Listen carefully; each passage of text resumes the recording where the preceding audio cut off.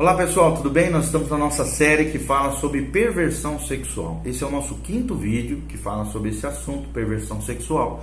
E hoje nós vamos abordar a questão da pornografia e da masturbação. Pornografia e masturbação. E nós estamos, dentro de um texto-chave, como texto-chave dentro daquilo que nós estamos falando, 1 Tessalonicenses 4, de 2 até o 5. De 2 até o 5. A Bíblia diz: porque vós bem sabeis que mandamento vos temos dado da parte do Senhor Jesus. A Bíblia Sagrada diz no versículo 3: porque esta é a vontade de Deus.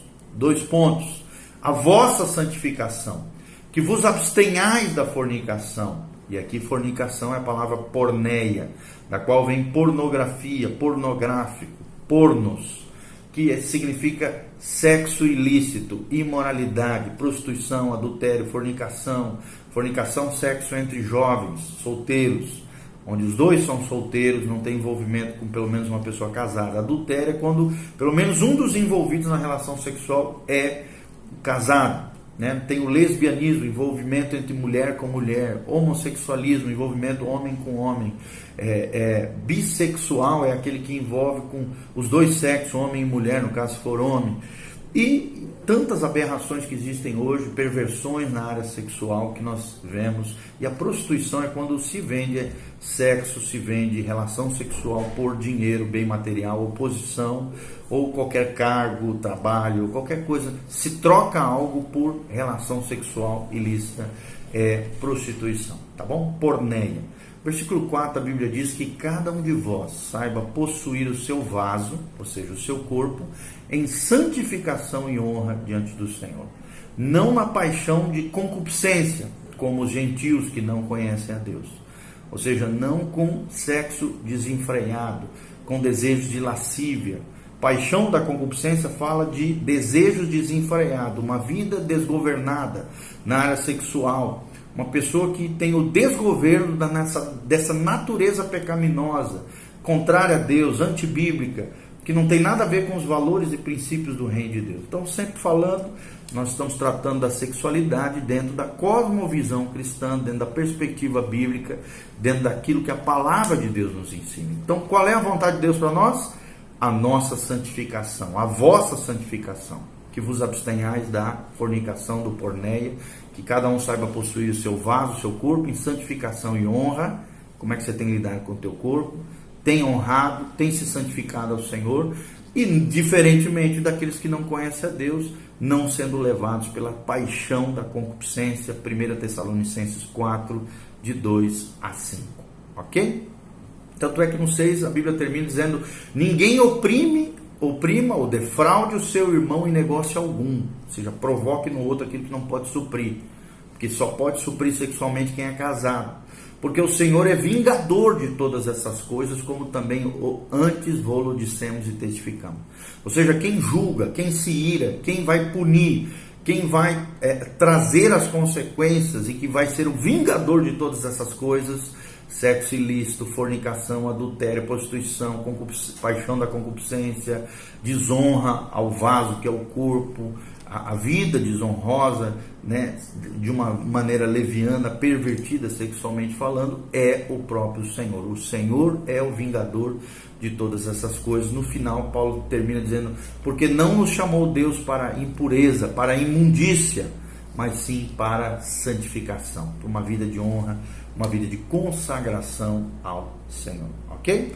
O que a Bíblia fala sobre o porneia, sobre a pornografia? Pornografia é apenas ver um homem ou uma mulher sem roupa ou numa posição insinuante ou sensual.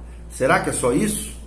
A pornografia é apenas ver um homem ou uma mulher sem roupa ou numa posição insinuante ou sensual? E nós vamos ver que tudo começa de maneira bem inocente, às vezes até mesmo, olhando o corpo nu, apreciando como se fosse uma obra de arte. Lembremos-nos que os demônios entram pelos olhos também. A Bíblia já dizia isso, Jesus falou isso: se os teus olhos forem bons, todo o teu corpo será luz, será bênção. Mas se os seus olhos, seu olhar for mau, todo o teu corpo estará em trevas. Então, quem se vicia na pornografia acaba abrindo uma brecha para perseguições malignas na área da sexualidade. Lembremos, por exemplo, a pesquisa feita, como nós já mencionamos em vídeos anteriores desse mesmo tema, do Conrad Global College da Universidade Menonita de Ontário, no Canadá, sobre a correlação entre pornografia e violência. Ou seja, a pornografia pode sim, a compulsão sexual que se leva à pornografia, né, que é uma compulsão, a pornografia geralmente se torna uma compulsão, ela acaba gerando violência física, violência moral, violência sexual. Existe essa relação, né, feita nessa pesquisa pelo Conrad Global College da Universidade Menonita de Ontário, uma correlação entre pornografia e violência.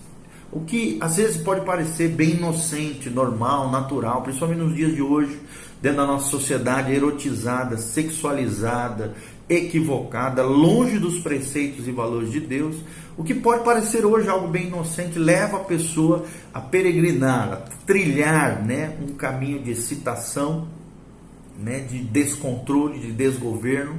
Então a pessoa acaba não se satisfazendo mais com pessoas, né, sem roupa ou de maneira natural, e começa a buscar posições insinuantes, né, com a utilização equivocada do seu corpo. Às vezes, né, a pornografia pode levar a sexo com animais, a sexo com determinados instrumentos, a desejos sadistas, desejos masoquistas, que acabam nunca se satisfazendo, porque é um desejo descontrolado, um desejo que nunca se satisfaz. A pessoa acaba sendo cativa dos seus próprios desejos, dos seus próprios anseios, da sua própria libido, de tudo isso que envolve o sexo ilícito. Por exemplo, né, a história de uma menina órfã, que nós vamos citar para você.